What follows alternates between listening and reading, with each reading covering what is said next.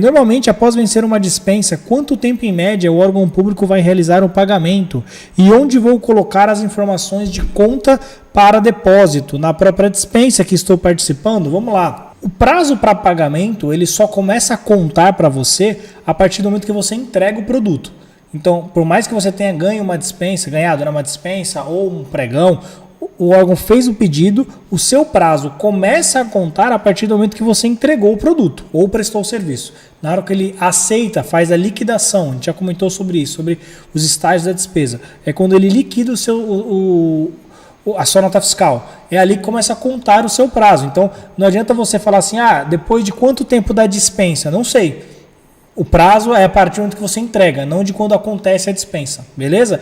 E a segunda pergunta que você colocou é aonde que você coloca os dados bancários? Você coloca na nota fiscal. Nas observações da nota fiscal, geralmente o que nós colocamos e recomendamos que vocês coloquem também. Você coloca lá, nota fiscal referente ao empenho número tal, AF, ou a ordem de fornecimento, ou o número que eles dão lá, tal, oriunda do pregão tal, do processo tal, beleza. Dados bancários, e aí eu coloco agência, o banco, né, agência e conta. Então, são essas algumas informações que eu coloco para o órgão público. São informações para que ele agilize o meu processo de pagamento. Eu já coloco qual que é o número do empenho, se tem alguma ordem de fornecimento, né, alguma F, alguma coisa do tipo. Eu já coloco também oriundo de qual pregão, ou oriundo de qual dispensa, qual que é o processo, né? Então, e no final, os dados bancários. Qual que é o banco, qual que é a agência, qual que é a conta. Os dados bancários são praticamente obrigatórios. É dali que ele vai ver se vai pagar, de onde ele vai pagar. Serra, mas por que eu coloco então na proposta? Alguns órgãos públicos olham na proposta, mas para o cara que está no departamento financeiro, essa é a visão até de quem já trabalhou no órgão público para facilitar um pouco a vida, o cara que está lá no departamento financeiro, chega para ele várias coisas e o que ele vai tomar como base para pagar é o empenho e a nota fiscal. Ele não vai olhar a proposta que você fez lá na licitação ou lá na dispensa para ver se está batendo. Isso foi verificado em outro momento, talvez na entrega do material, na hora de fazer a aceitação da proposta ou a habilitação da sua empresa. Nesse momento ele vai olhar. Para o cara que está pagando, o financeiro lá, o cara que da tesouraria, do financeiro, ele vai olhar a nota fiscal e o empenho. Está batendo, ele paga. A função dele é essa. Verificar se o produto atende, se não atende, isso aí já foi feito lá atrás. A função dele é só pagar. Então ele vai olhar só isso aí. Então por isso que eu já coloco na nota fiscal. Beleza? Teve um vídeo do Garça, né, que ele está falando justamente na aula passada, na semana passada, licitações de fim de ano, o que você precisa saber. E no caso das cotações, né, e dispensas no fim de ano, os pagamentos seguem a mesma lógica? Sim. A lógica de pagamento seguem as mesmas, beleza? Se uma empresa presta serviço de dedetização e gostaria de participar de licitações, qual seria o capital social mais adequado? Lembrando que trata-se de uma empresa que já atua na rede privada. Obrigado. Não existe um capital ideal, depende da licitação que você vai participar. Vou te dar um exemplo. Um exemplo absurdo, tá? Eu nem vi uma licitação assim, mas vamos supor. Faz de conta que você está participando de uma licitação para dedetizar, por exemplo, sei lá, para fazer o seu trabalho num órgão que ele é pequenininho. É uma prefeitura de uma cidade pequena. Você não vai precisar nem de muito insumo, você vai fazer com poucos insumos. Agora você imagina que você está participando de uma licitação para dedetizar, sei lá, a USP inteira. Automaticamente o seu capital para isso vai ter que ser maior, porque você vai pegar um trabalho maior. É a mesma coisa para vender, né? Eu vou trazer a análise para uma venda de produto ou para um outro tipo de serviço. Se é para manutenção de ar-condicionado, você está participando de uma licitação onde tem que fazer a manutenção de 5, 10 ar-condicionados, tranquilo. Agora, se for de 100, automaticamente o seu capital é maior, porque vai mais insumos para fazer essa manutenção. E você primeiro arca com isso para depois a administração pública pagar. Venda de produto, a mesma coisa. Eu estou participando de uma licitação para entregar garrafa dessa aqui. Quantas garrafas, Serra?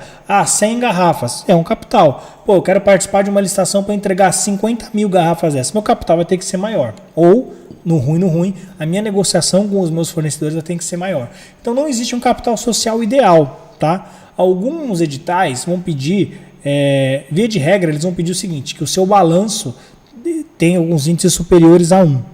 E um ou outro já vi pedindo que, além de ter o índice superior a 1, ele pede um capital social de 10%, mais ou menos. Então, pode acontecer, tá? A maioria só vai analisar o seu capital o seu patrimônio, capital ou patrimônio, vou lembrar agora. Alguns colocam capital, outros patrimônio, de 10%. Outros nem colocam só se que vai analisar se os índices não derem 1, beleza? Então, não existe uma resposta certa, não existe um gabarito onde eu posso falar para você, não, para vender para o governo tem que ter um capital de tantos mil.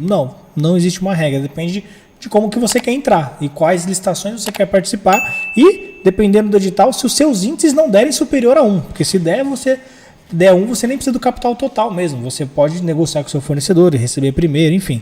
Quais as certidões / documentos necessários para apresentarem uma dispensa após ganhar? Vai depender muito do que o órgão público coloca lá. A maioria, ou uma boa parte, não vou falar a maioria, mas uma boa parte dos órgãos, eles mesmos já fazem a consulta no SICAF, no seu SICAF. Ele vai olhar basicamente o seu SICAF, tá? As suas certidões estaduais, municipais, FGTS, ele vai olhar isso. Um ou outro vai montar alguma condição de habilitação mais completa e vai pedir, inclusive, atestados. Você vai ver que, ele, principalmente pela nova lei, ele vai poder pedir atestados na dispensa. Então vai depender muito da licitação ou do processo de dispensa. Na maioria, ele vai olhar o básico do SICAF, ali, o nível 1, 2, sabe? Que é o credenciamento e as certidões ali fiscal do Estado, né? Certidão fiscal e trabalhista. Um ou outro vai dar uma analisada na falência concordata, mas é bem simples, tá? Não tem uma regra também na dispensa. Ele olha o SICAF, mas alguns vão, dependendo do... Porque o que acontece, galera? O que vai, conceitualmente, o que vai definir o critério que ele vai usar, pelo menos até hoje, né, pela 8666, para analisar a sua documentação, não é o volume da compra, e sim o produto que está comprando.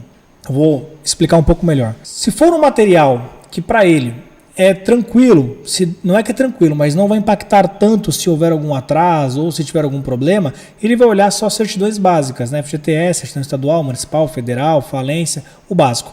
Se for um produto ou um serviço mais completo, onde ele julga que ele não pode ficar sem, porque isso vai travar a atividade fim dele ou vai causar prejuízo à população de modo geral, ele pode ser mais rigoroso e cobrar outras coisas, como por exemplo o atestado, que é o que eu falei que na nova lei está permitindo agora. Então, vai depender não é do volume, não é da quantidade, é o produto em si, não é o valor, é o que está sendo comprado e como aquilo impacta aquele órgão público. E entenda, às vezes o mesmo produto, para um órgão público é essencial para ele trabalhar e outro não é tão essencial. Então vai ter produtos que o órgão público vai falar assim, não, o meu órgão público, se ficar sem esse produto, ele vai perder. Ele vai acabar sendo prejudicado, então eu vou pedir uma documentação a mais. E o mesmo produto para outro órgão público eu falo assim, não, o meu, isso aqui, se por acaso não tiver, não tem problema, então eu vou ser mais brando aqui, né, a ampliar a competição, digamos assim, não pedindo tantos documentos, beleza? Estou preocupada com a posse desse Lula para o ano que vem. Na época que trabalhei com licitações, foi na época do início do mandato dele, todos os pagamentos atrasavam. Vanúcia, olha, eu vou ser franco contigo, eu não vejo muito por esse lado, tá? Por quê? Entenda que o presidente que foi eleito agora, ele responde na esfera federal. Na esfera municipal, estadual, mantém-se as mesmas regras. A Império e os nossos clientes aqui na Magna, ele vende não só para âmbito federal, ele vende no âmbito estadual e municipal também. E quando eu vou participar de uma licitação numa prefeitura, por exemplo, eu não vou ver primeiro quem que é o prefeito, né? Não me importa o partido político do prefeito, se é A ou se é B, tá, galera? Não estou aqui para defender nem meter o pau em ninguém. Estou falando assim, eu não entro no mérito se quem está lá, quem está na ocasião, seja na prefeitura ou no estado, é A ou B. Eu olho se ele tem um histórico de ser bom pagador. Em órgãos federais, a galera que trabalha nessa parte de financeiro ou até mesmo nas licitações, geralmente, não vou falar que é uma regra, mas geralmente são galera concursada, que ele vai trabalhar lá independente de quem é a ocasião, de quem é a oposição. Ele vai trabalhar lá porque ele é concursado. Tá? Claro, vai ter um órgão público ou outro que vai ter sim uma dança das cadeiras, que nesse período agora de transição vão sair algumas pessoas e vão entrar outros. E aí pode ser que nesse período haja ali um transtorno a mais porque a pessoa está chegando agora, tem que assumir a função, entender como funciona para depois continuar. Mas assim, na maioria dos órgãos, essa galera que trabalha lá, já trabalha lá há 10, 15, 20 anos, é independente de quem tá na cadeira, né? Seja na esfera municipal, estadual ou na esfera presidenciável ali, beleza? Então fiquem tranquilos. referente, eu vou até entrar no mérito aqui, tá, galera? Referente às licitações, eu vou aproveitar a deixa da Vanúcia, o que muda para nós que vamos vender para o governo, que vendemos para o governo? Para a Magna, para Império, para os meus clientes, não muda nada. Pelo contrário, tá, galera? Eu não estou aqui defendendo A ou B, mas, via de regra, um partido com viés de esquerda, ele entende que o Estado tem que ser forte. Ele tem que ser um Estado robusto, com mais órgãos públicos, com mais estatais. Então isso só reflete mais licitações, tá? Parando para analisar apenas por essa ótica, tá, galera? Apenas por essa ótica. Apenas por essa ótica de o que muda é que é possível que no ano que vem, a partir do ano que vem, na esfera federal, haja ainda mais licitações, porque tende-se a inflar um pouco mais o Estado. Se isso é bom, se isso é ruim, galera, eu não estou aqui para dar opinião, não vou entrar no mérito, tá? Senão vira uma guerra aqui política e a ideia não é essa. Mas na ótica da licitação, é isso que vai acontecer. Exemplo, já é declarado pelo presidente que foi eleito, né, que ele pretende criar alguns ministérios que até então ou não tinha ou foram diminuídos na atual gestão. Na nova gestão, a princípio, criam-se novos ministérios. O que isso quer dizer? Mais órgão público, mais licitação. Então, se isso é bom ou se é ruim, galera, eu não vou aqui para entrar no mérito, mas o fato é que a tendência é que haja ainda mais licitações para nós, tá? Para nós licitantes, beleza? Então, eu não me preocupo com isso. A Magna, a Império, os nossos clientes, se você que vende para o governo, tem que entender que você precisa trabalhar e vender independente de quem está naquela cadeira. Que você não vende só na esfera federal, se vende. Já aconselho você rever as suas metas para vender não só nisso, vender na esfera municipal e estadual também, tá? E não se preocupar com quem está lá. A regra é a mesma, tá? A lei de licitações não vai mudar porque o ciclano ou o beltrano está naquela cadeira. Então, para fins de trabalho, segue a mesma coisa, tá, galera?